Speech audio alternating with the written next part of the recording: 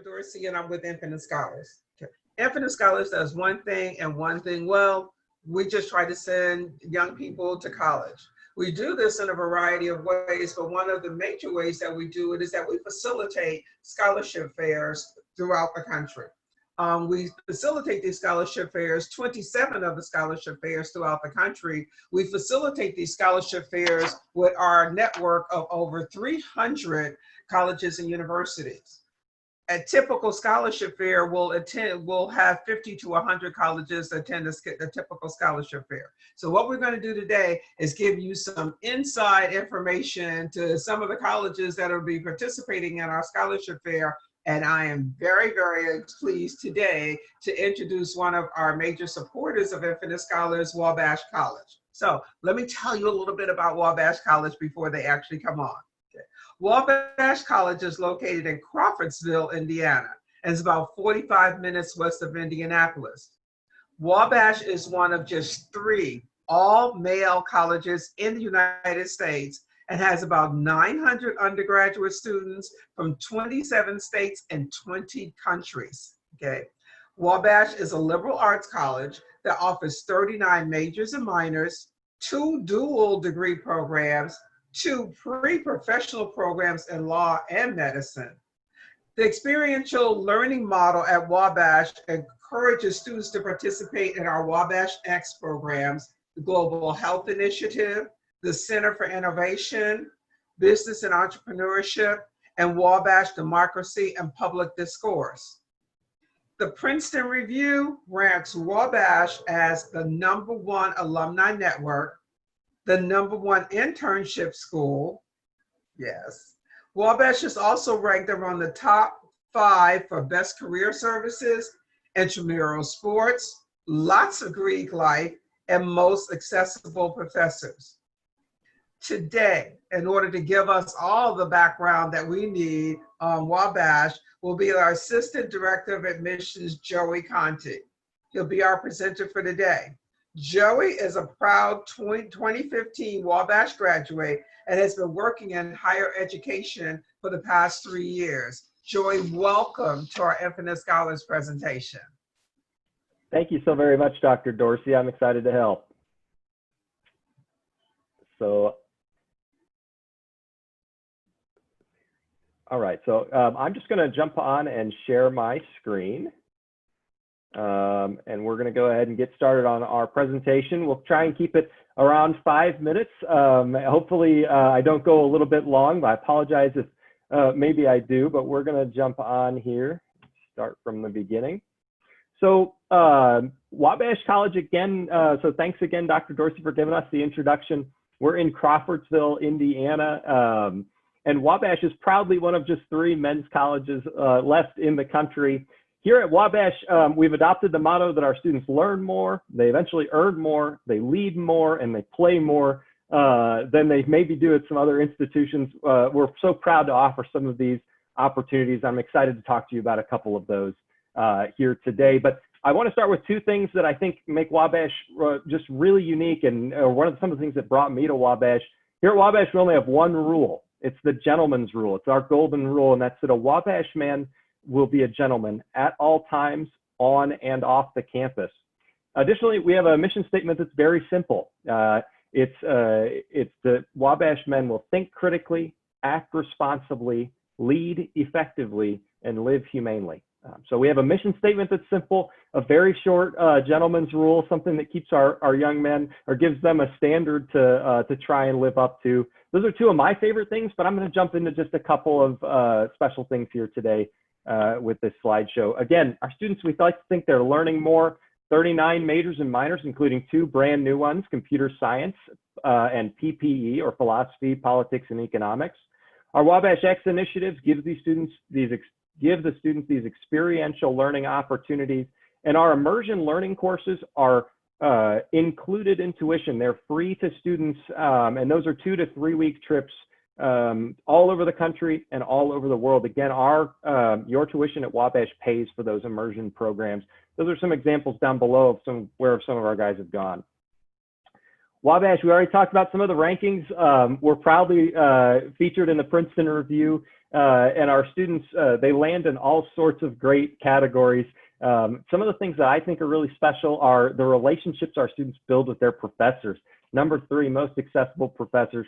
And then, of course, Wabash, it's a men's college. It's truly a brotherhood of Wabash men. And that brotherhood goes on to become an alumni network. Okay. So again, great marks, great reviews. And Wabash students, they earn more, right?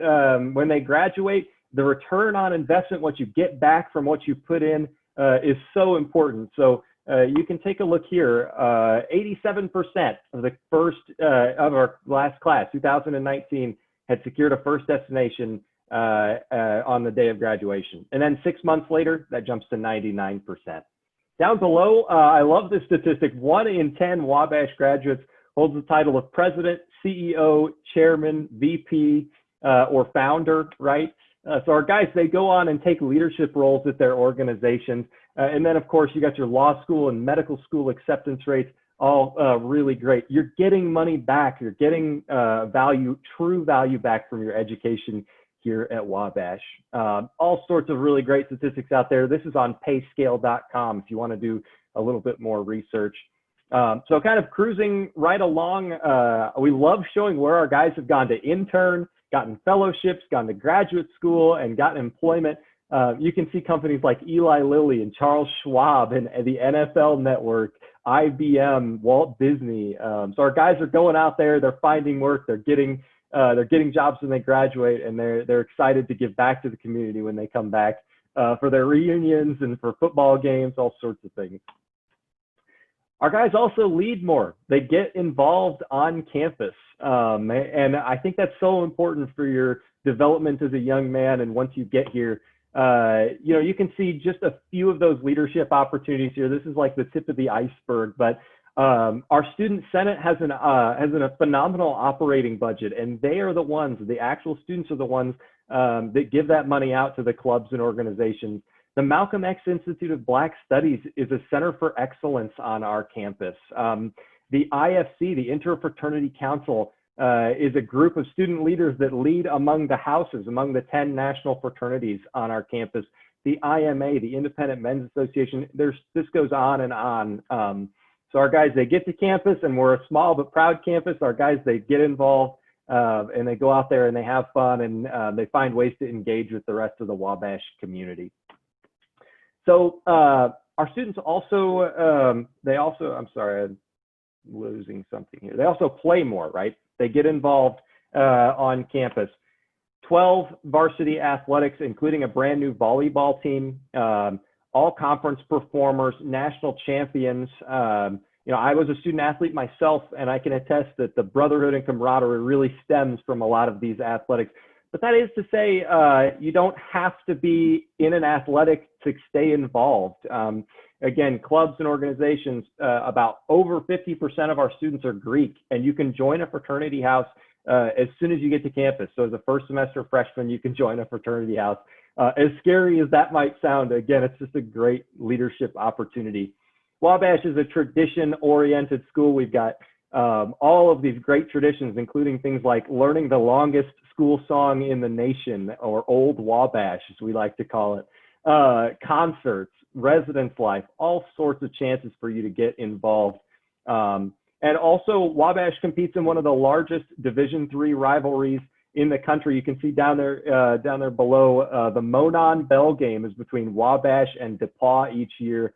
And it's always a blast. Again, it brings somewhere between 5,000 and 10,000 fans, depending on the year, to that game. They bring in extra bleachers. It's really a spectacle, and it's a blast to be a part of. So I wouldn't be doing my job as an admissions counselor if I didn't give you some of these FAFSA deadlines, some of the things that you can apply for scholarships and financial aid. We've got merit-based scholarships. The Wabash College Lilly Award is a full ride scholarship to Wabash. There are 3 of those awarded each year, and honors scholarships can range all the way up to a full tuition award. Wabash, I like to think it's truly considered a generous institution. So make sure you file your FAFSA and tell us what your family's needs look like, and Wabash will do its level best to meet you in the middle. Okay. And then application requirements. We are going to go test optional this year, so that is something that is going to change. I need to update my slideshow, but we accept the common application, or the Wabash College application is available on our website. And then written statement, essays. I tell students, if you're worried about admission, make sure you send us a written statement or an essay so that we can do a holistic review of your application. Wabash doesn't just look at GPA and test scores. We're looking at everything, everything that makes up the application. And then last but not least, we love to sort of lead and leave you with this thought, right? Wabash is the only school in the nation that made all of these lists: highest alumni salaries, best access to professors, best alumni network, best career services, classroom experience, internships, health services, most successful alumni, and happiest, most successful alumni. So we're excited to talk to you about Wabash. I know that the all-male aspect can be really sort of scary as you start to look at school, but just know that students don't choose Wabash because it's all male or because it's not all male, right? They choose Wabash because it's a great school. And that all male piece is something that, that adds to the classroom experience in some really unique ways. Okay. So if you have questions, you can email me. That's contaij@wabash.edu. I'm happy to answer questions, help you get engaged with the school. Or, and I forgot to add it here, but it will be on the Infinite Scholars website, you can send an email to admissions@wabash.edu. Okay, so that's all I've got today. I'm going to share my screen again with Dr. Dorsey here. Let's see. Dr. Dorsey, I've paused share. I need to stop share. Okay. Okay. Are you back? Joey, I'm back. Okay. You know what? Fantastic job. Fantastic job. So of course I wouldn't be doing my job if I didn't have some additional questions for you. Okay. So all right, the lightning round. Ready for this? Okay. Okay. So Joey, a couple of things. We talked about the deadline for admissions and for whatever. So remind us again about your deadline for admissions, and do you have a deadline for application, or is there a rolling admissions that we could apply throughout the year? That's a great question. So, so we start accepting application on August 1st. I think that's pretty common. Most schools are kind of doing that. But then our regular decision deadline is January 1st. So we hope that you've applied in the winter. I will say that we still accept applications after that. And that will be, once January 1st comes around, that will be sort of a rolling basis. So you'll start to receive decisions basically as soon as we can read them thoroughly, pass them on to financial aid, and get them out to you. So after January, it's sort of a rolling deadline. Okay, great. Now, I know that, so the dual question, okay? So I know you were talking about being test optional, but what is the typical GPA scores that are required to be able to get in? And then after we talk about that, then let's talk about that testing. Yeah, so in years past, the average incoming GPA here at Wabash is a 1240. I'm sorry, the SAT is a 1240, and then the GPA is a 3.7. Now, I say that, but I truly mean it when I say it's a holistic review. We recognize that there are some deep inefficiencies with test scores and only grading on test scores and those kinds of things. So we're looking at everything that a student submits. And great grades are one of our best ways of telling how a student is doing in school. So keep working hard, all you guys out there. Okay, perfect. So there are a lot of schools that have, that talk about admissions rate, like everybody that applies doesn't automatically get in. So can you tell me what is your admissions rate between application and actual acceptance into the school? Right off the top of my head, I want to say it's like 65 or 70%, but I would need to look it up, Dr. Dorsey. I don't have it right off the top of my head. Okay. No, we just want to know in general. We want really students to understand that there's a process to be able to get into college, and just, filling out an application doesn't necessarily mean, acceptance. So we'll be able to take a look at that. Let's talk about we also know that students attending college, one of their first years is their most difficult years. So what is your freshman retention rate at Wabash? Yeah, so I think last year Wabash had over an 85 or 80% retention rate on first year students. So, Mhm. and the overall retention rate is in the 70s. So our students, we like to think they come and stay at Wabash, but if it's okay with you, I'd like to talk about just a couple of resources we use for students. Would that be all right? Yeah, that was going to be my next question. Let's go ahead.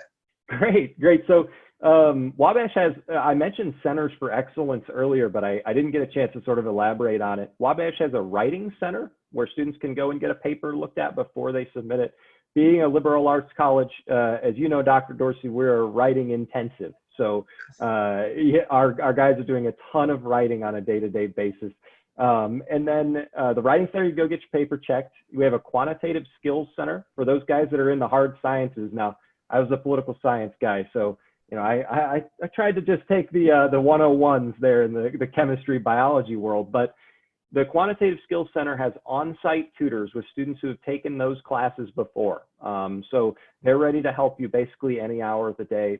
And then last but not least, of course, the MXI, the Malcolm X Institute of Black Studies, is also a club on our campus. So they have a building and a club, but the MXI is really a center for excellence where our students are going to achieve, to learn about the Black experience, and to sort of navigate the academic waters. And it's specifically geared to bring students in as first semester freshmen, so they feel like they have tutors and they have support as they get going.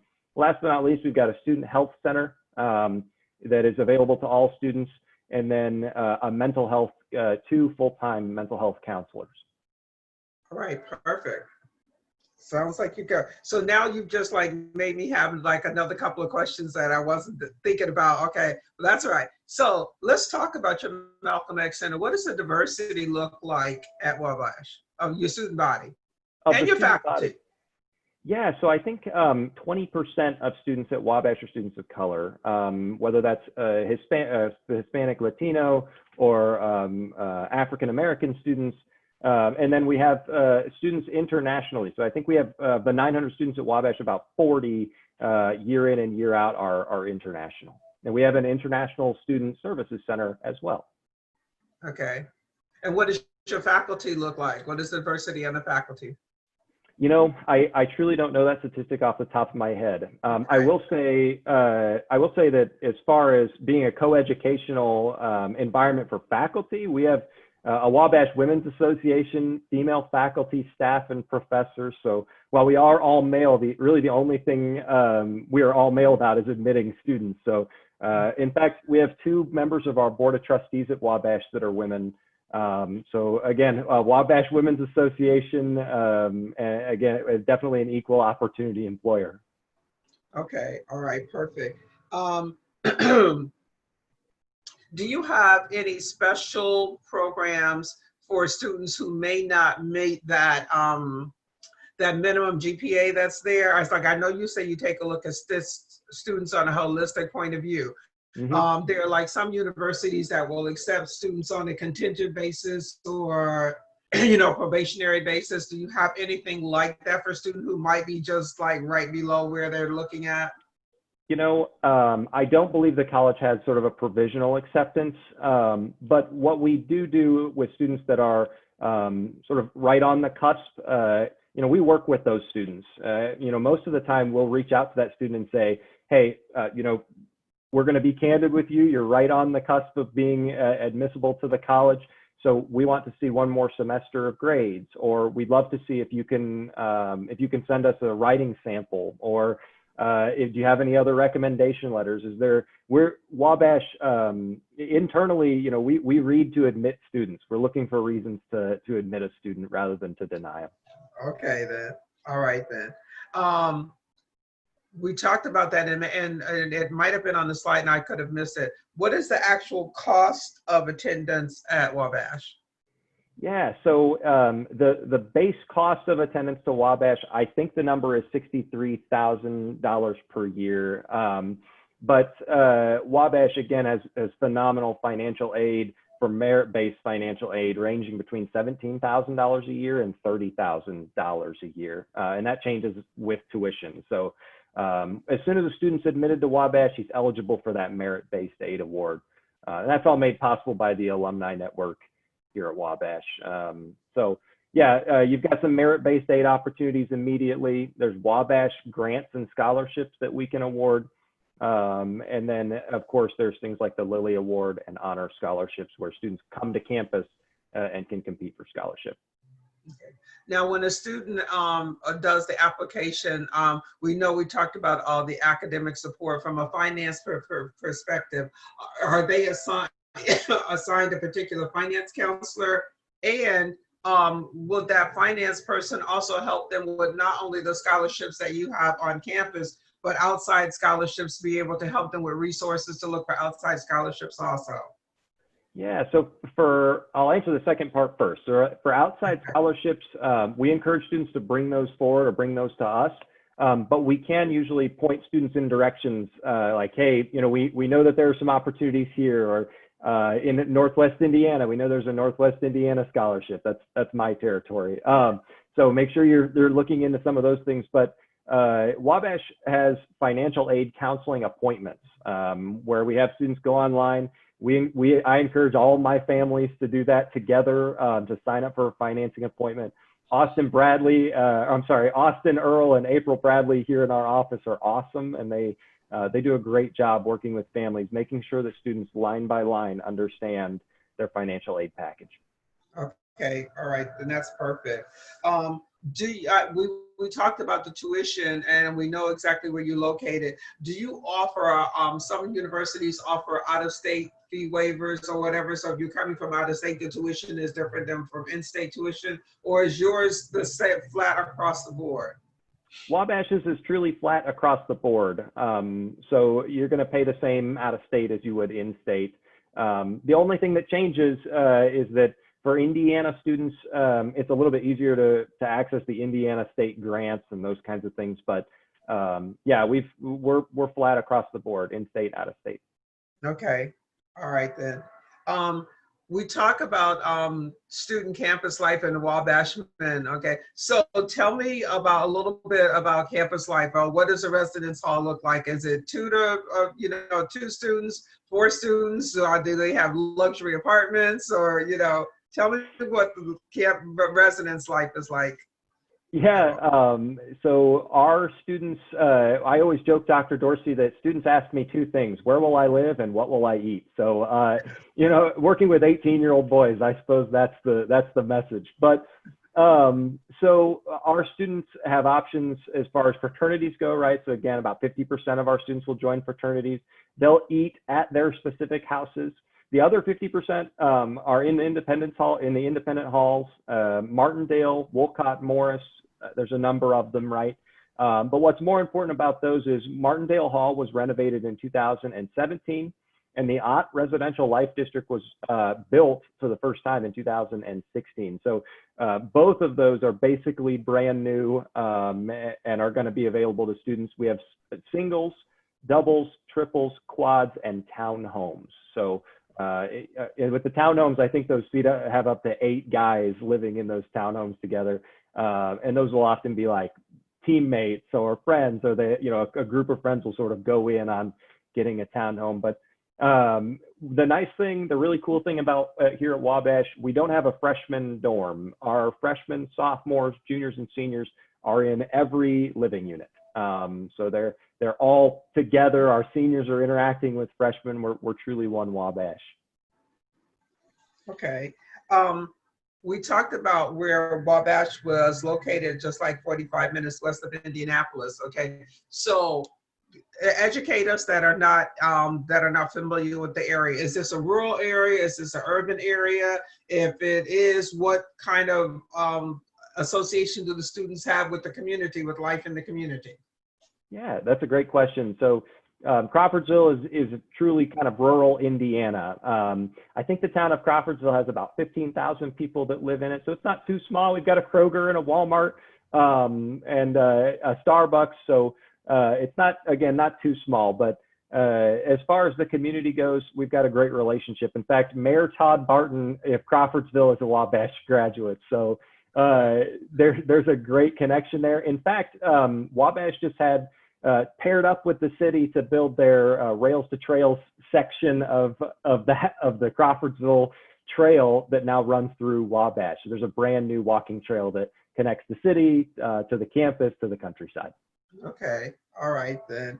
I know the students were you're talking about 18-year-olds. What were like, so it's Crawfordsville. So, okay. So do they have fast food? How, is it like, did they need transportation to get to the closest McDonald's or what? Probably not. It depends on where you want to go, I guess. But I think as our students find ways to get around, you're allowed to have a car on campus as a freshman at Wabash. So that's a good way to look at things. If you've got your old beat up Toyota Camry, you can drive that around in Crawfordsville. But there's a Subway, a Jimmy John's, there's a McDonald's and a Taco Bell, and there's some Mexican restaurants. There's also some great family-owned restaurants in sort of downtown Crawfordsville where our guys are regulars at. Okay, all right. Do the majority of your students live on campus? Yes, actually, we're 4-year residential. So our students we ask our students to live on campus for 4 years. Okay. You talked a little bit about, international students, but I also saw that you talked a little bit about your study abroad program. Can you expand a little bit on that? I saw some interesting places where your students will absolutely be able to attend. Give us a little bit more overview on your study abroad program. I'd love to. Yeah, I'd love to. So there are two sort of distinctions at Wabash. One is an immersion program. So immersion programs are typically 6 weeks on campus in the classroom, and then another 2 or 3 weeks abroad. Our students have gone to places like Peru and Ireland. And then we also have a full-scale study abroad program where our students can spend a whole semester. We've got partnerships with places like Harlexton, England. Our students have gone to China and New Zealand, Australia, and those are full semester programs. There's a tuition exchange element to that. There's more information sort of about the money side of things on our website. And so you can kind of look things up there. But I will just say that our immersion programs, the 2 to 3 week experience is completely free. In fact, we want every Wabash student to be able to have an immersion program and to be able to study abroad. Okay, all right, perfect. One of the things that I heard you talk about also was the different organizations that you all would work with as far as career services. I mean, the whole goal of going to college is to be able to graduate and have a particular career, being in that particular career field. Okay, so tell me a little bit about your career services area and what it is that they do to be able to help students be ready to meet these high percentages that you have of CEOs and presidents of different organizations. Yeah, absolutely. Our career services ranked among the very best in the country. Internships are the best in the country, according to the Princeton Review. A huge percentage of our guys are getting internships. As far as exactly what career services is doing, I think maybe a better question is what aren't they doing? They've got mock interviews each day of the week. I think they do coffee and careers every Thursday where they're meeting with students, going over resumes. They're tracking students down. If you're a junior and you still haven't met with career services, they're going out and finding you and saying, hey, what are you doing for your career? What are you doing when you graduate? And as far as individual experiences go, they're really pushing you by the time you're a sophomore to start thinking about where you're going to intern over the summer. I think the two rankings that were number one in alumni network and internships, those there's probably no question there that those two things are related. So that alumni network is reaching out to our students and saying, hey, come work for me this summer. I want you to get some experience leading a team or starting an organization or getting things off the ground here at my new company. So our guys are getting connected with the alumni network. They're getting connected with career services. A fun fact about our career services office, on the second floor of the career services building, they have a coat room where if a young man comes to Wabash and doesn't own a coat and tie, they will get you suited up so that you can look as your professional best for your interview. All right, then. All right, that's perfect. That is amazing. We talk about one of the things that we talk about for a lot of students is the military component. You know, when we talk about leadership or whatever, is there a ROTC program, or do you have a connection with ROTC as far as like Wabash is concerned? Absolutely. I'm so glad you asked because last year we started our ROTC program. We are paired with Purdue University, the big Purdue University, about half an hour north of Crawfordsville. So our students will spend 2 or 3 days a week up at the ROTC program. It is fairly competitive. You have to apply just like you apply to ROTC anywhere. Yes, and Wabash has sort of a proud history of military service, young men who've gone on to serve our country. And so to get our ROTC program, that's Army ROTC program back was so exciting. And we're excited to see sort of what the future looks like for that program. Okay. You know, with everything that's going on with the economy and the pandemic and the health, you know, a lot of schools were taking a look at online programs. And so can you tell me whether Wabash has a robust online program, whether your focus is on campus or online? Tell me a little bit about where you all stand with that. Yeah, so, you know, Wabash being such a relationships-oriented school has, I think, really geared themselves towards starting the residential program back up where we have students back on campus and we're doing on-campus learning. We did just release a large press release about the way that school will be started this coming year with a gentleman's compact about PPE and protecting oneself and protecting others, where we're asking our students to sort of sign that and to join the gentleman's compact as far as that goes. But our students have been notified. We want them back. We're going to have them back. And actually, the campus is going to open early and end earlier than in semesters past. So we're bringing students back earlier in hopes to get them off campus before the winter hits. I think Thanksgiving is the exact day. But yes, Wabash is sort of committed to that residential experience, but we do have online opportunities and options, especially to protect our beloved faculty. If they don't feel comfortable teaching a class in person, they do have some virtual options as far as that goes. And last semester, we did finish the semester virtually. All right, then. Perfect. Let's talk about your campus and classes. What is your student to faculty ratio, and what is the average size of your classes?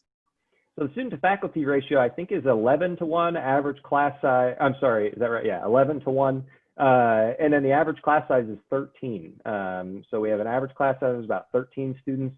All of our classes are taught by a professor with a terminal degree. There are no RAs or TAs or anything along those lines. So our professors know our students by name, and they also know your cell phone. So you don't miss class because they're calling and they're knocking and they're saying, hey, put down the controller and get your butt to class. So I think it's definitely an accountable atmosphere here at Wabash with 13 students. You don't show up having not done the work. Okay.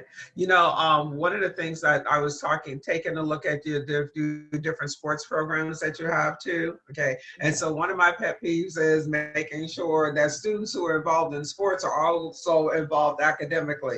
So is there a line drawn there that says if you're involved in sports, that your academics have to be where they need to be? I mean, the focus is on academics as opposed to sports, or speak to whichever one you think.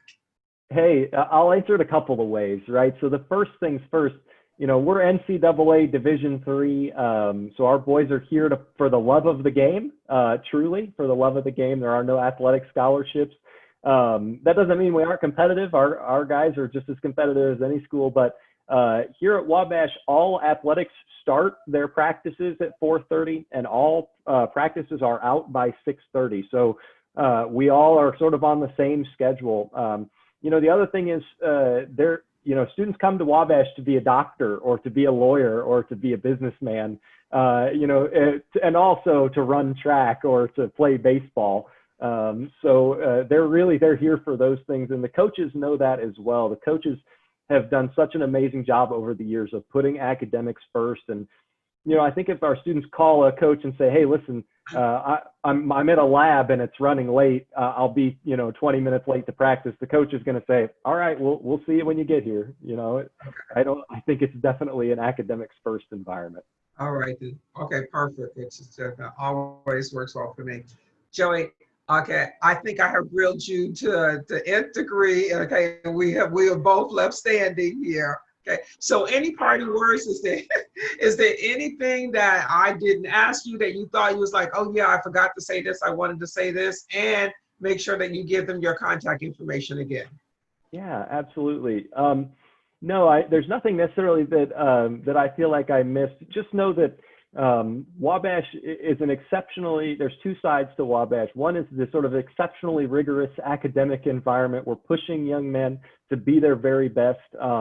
And we're challenging, we're challenging the ideas of masculinity and manhood, and sort of asking ourselves, what does it mean to be a young man in society today, and how do we live humanely in this society?